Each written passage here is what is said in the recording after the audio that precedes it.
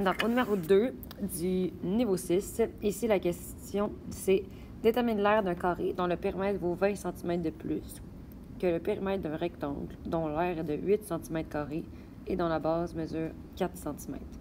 Donc, quand tu cherches l'aire d'un carré, tu as besoin de la mesure de côté. Tu vas avoir la mesure de côté en ayant le périmètre. Donc, quand tu vas avoir le périmètre du carré, tu vas être capable de trouver la mesure de côté, puis tu vas être capable de trouver l'aire. Mais là, pour trouver le périmètre du carré, tout ce que tu sais, c'est qu'il vaut 20 cm de plus que le périmètre dont rectangle est... Non. Fait que tu as besoin de trouver le périmètre de ce rectangle-là. Comme ça va être le même périmètre que le carré. Tu vas trouver la mesure de côté. Tu vas trouver l'aire. Pour trouver le périmètre du rectangle, tu as l'aire puis tu as la base. Fait que pour trouver le périmètre, on va avoir besoin de la hauteur. Ça va être ça notre première étape. Donc, notre première étape, ça va être d'aller trouver H. L'aire d'un rectangle, c'est base fois hauteur. Je remplace l'aire par 8. Je remplace la base par 4, puis la hauteur par H, je ne sais pas c'est quoi.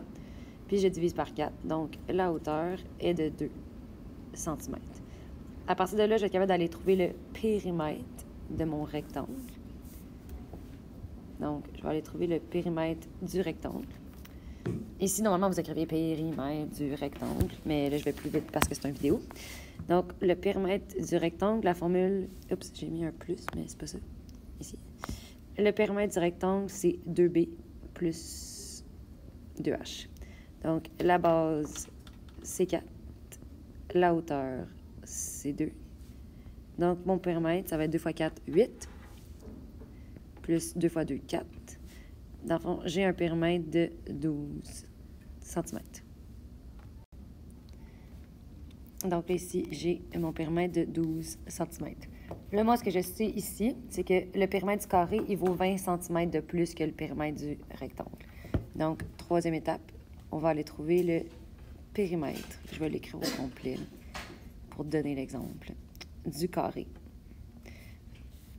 Le périmètre du carré, ça va être 12 plus 20, parce qu'il y a 20 cm de plus.